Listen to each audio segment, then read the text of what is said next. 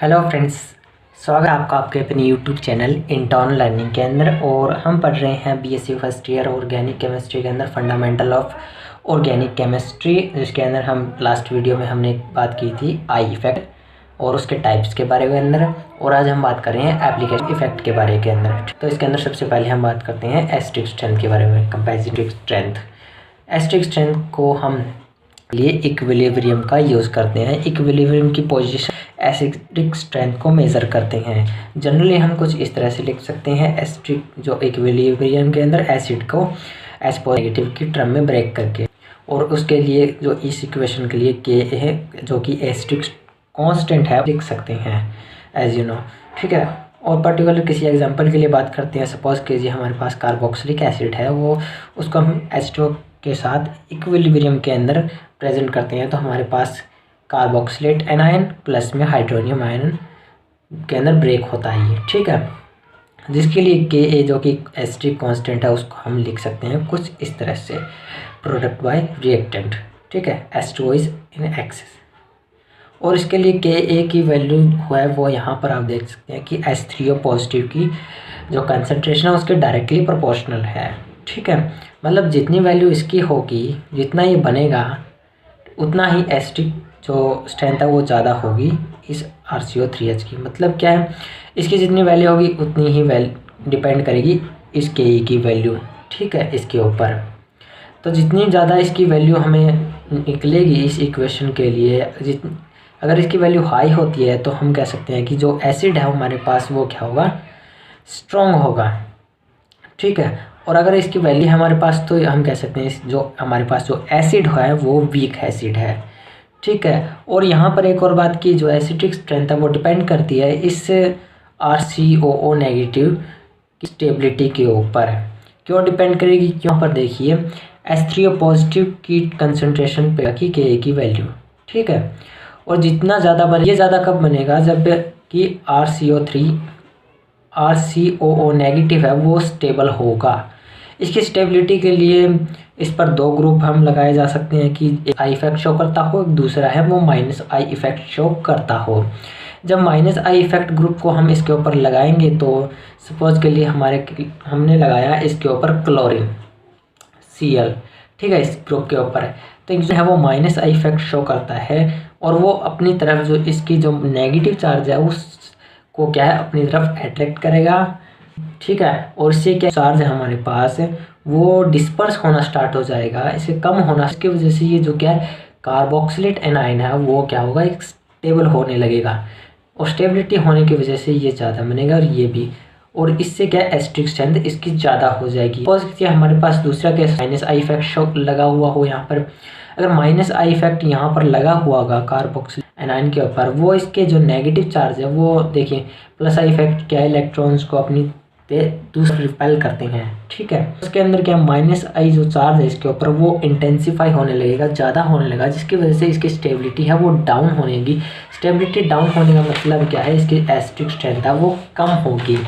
In short हम अगर दो लाइनों में बात करें तो हम कह सकते हैं कि जो माइनस आई जो इलेक्ट्रॉन विड्रॉइंग ग्रुप अगर इसके ऊपर लगा होगा, ठीक है, तो वो इंक्रीज करेगा एसिडिक स्ट्रेंथ को, ठीक है, एसिडिटी को। अगर इलेक्ट्रॉन रिलीजिंग ग्रुप इसके ऊपर लगा होता है तो वो एसिडिटी को डिक्रीज करेगा, ठीक है। अब तक हमने जितनी बात की उसको हम कुछ एक लाइन में इस तरह से लिख सकते हैं। अब बात करते हैं हम कुछ एग्जांपल्स के बारे में जो कि काफ़ी बार पूछे जाते हैं पेपर के अंदर। तो सबसे पहले हम कंपैरिजन करते हैं acidic acid and chloro acetic acid के बारे के अंदर कि कौन सा जो ज़्यादा एसिडिक है इसके अंदर, ठीक है। तो हम पहले बात कर रहे हैं इसके अंदर एसिटिक एसिड के अंदर। यहाँ पर देखिए जो CH3 जो कि प्लस आई इफेक्ट शो करता है, ठीक है, जो ये प्लस आई इफेक्ट शो कर रहा है, ये अपनी तरफ से इलेक्ट्रॉन को रिपेल कर रहा है, जिसकी वजह से जो माइनस आई है वो चार्ज वो है जो माइनस चार्ज है वो इसके ऊपर वो इंटेंसिफाई हो रहा है, जिसकी वजह से इसकी स्टेबिलिटी डाउन होने का मतलब क्या है कि ये कम बनेगा। ये कम बनना मतलब ये के की वैल्यू इसकी वजह से क्या होगी, कम होगी, ठीक है। कम होने का मतलब क्या है, जो ये लो एसिडिक होगा ये। अब बात करें दूसरे केस के बारे के अंदर, बारे में, ठीक है, क्लोरो एसिटिक एसिड्स के बारे में, ठीक है। तो यहाँ पर देखिए क्लोरो एसिटिक एसिड के अंदर जो क्लोरीन है वो माइनस करता है, जिसकी वजह से जो ये माइनस आई चार्ज है इसके ऊपर वो डिस्पर्स होगा। डिस्पर्स होने की वजह से ये स्टेबिलिटी इसकी बढ़ेगी, ठीक है। स्टेबिलिटी बढ़ने का मतलब क्या, एसिटिक जो स्ट्रेंथ है इसकी ज़्यादा होगी। कहते हैं कि जो क्लोरो एसिटिक जो एसिड है वो क्या है, ज़्यादा एसिटिक है कंपैरिजन टू एसिटिक एसिड के। फैक्ट में क्या है कि यहाँ पर क्लोरो एसिटिक जो एसिड है वो 80 times more stronger then the acetic acid, ठीक है। Similar acetic acid and formaldehyde. Next हम बात कर रहे हैं बेसिक स्ट्रेंथ के बारे में। बेसिक स्ट्रेंथ के अंदर ऑर्गेनिक केमिस्ट्री के ऑर्गेनिक बेसिस होते हैं। ऑर्गेनिक बेसिस के नाम पर हमारे पास होते हैं अमाइंस और उनके डेरिवेटिव्स। वो सभी की अवेलेबिलिटी बनी रहेगी उस नाइट्रोजन के एटम के ऊपर, उतने ही वो ज़्यादा बेसिक होगा, उसकी बेसिसिटी उतनी ही ज़्यादा होगी। हम बात कर रहे हैं सिमिलरली पिछले टाइम जो किया है, यहाँ पर हम लिख रहे हैं equilibrium constant for basic strength के लिए, ठीक है। बेसिक स्ट्रेंथ को रिप्रेजेंट करती है और बेसिसिटी ऑफ अमाइंस है वो डायरेक्टली प्रोपोर्शनल होती है के बी के, क्योंकि ओ एच के डायरेक्टली प्रोपोर्शनल है यहाँ पर ये, ठीक है। तो बेसिसिटी ऑफ अमाइंस वो डिपेंड करेगी कि नाइट्रोजन पे जो इलेक्ट्रॉन पेयर है वो बने रहें, और वो बने रहेंगे तो उसकी जो स्टेबिलिटी है वो बनी रहेगी उस आयन की भी जो बनेगा यहाँ पर, ठीक है। तो एलिफेटिक अमाइंस है वो उनकी ग्रेटेस्ट जो बेसिसिटी होती है, क्योंकि यहाँ पर जो ये आर ग्रुप लगा हुआ है वो इसके ऊपर प्लस आई इफेक्ट शो करके यहाँ पर इस पर इलेक्ट्रॉन डेंसिटी इंक्रीज करके इस पर लोन पेयर की अवेलेबिलिटी बना के रखेगा, ठीक है। तो यहाँ पर अब हम देखते हैं कि जो कैसे ये जो अवेलेबिलिटी बनाएगा। यहाँ पर जो हमारे पास आर ग्रुप है जो कि एक प्लस आई इफेक्ट शो करता है, ठीक है।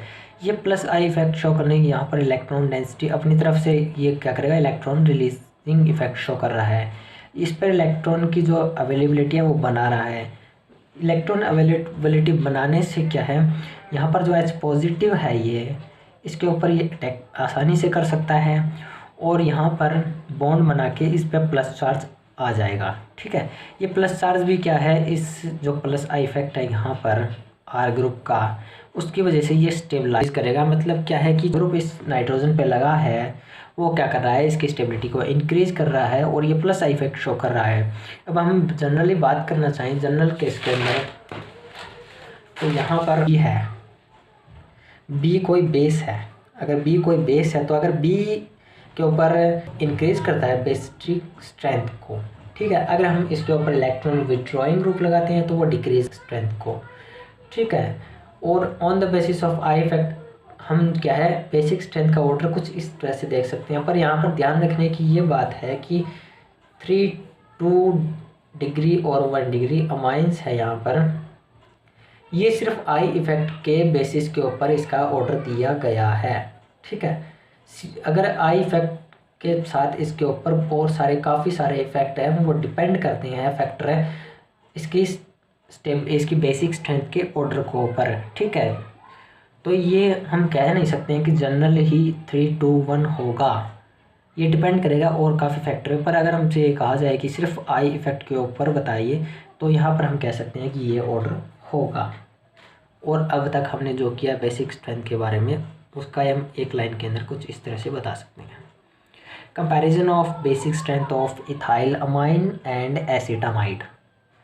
तो इस केस के अंदर फर्स्ट केस के अंदर हमारे पास यहाँ पर क्या है, इथाइल अमाइन।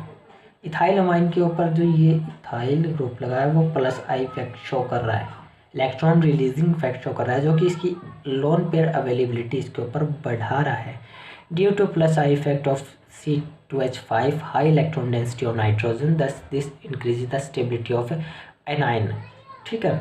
और अगर हम इस बात करते हैं एसिटामाइड के केस के अंदर, एसिटामाइड केस के अंदर हम बात करें तो यहाँ पर कुछ इस तरह से मैं लिख सकता हूँ एसिटामाइड।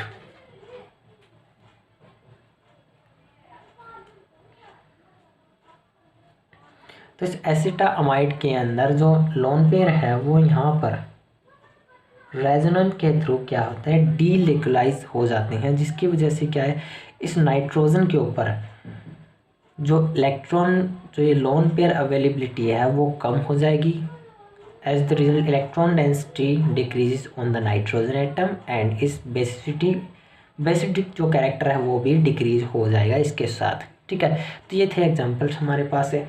और अगर हम बात करते हैं तो कार्बोकेटाइन और कार्बोनाइन के बारे के अंदर उनकी जो स्टेबिलिटी से उस पर सच कार्बोनाइन और कार्बोकेटाइन के बारे के अंदर, तो वो हम बात करेंगे जब हम इंटरमीडिएट पढ़ रहे होंगे, वहाँ पर इनकी स्टेबिलिटी के बारे में बात करेंगे। वहाँ पर इनके आई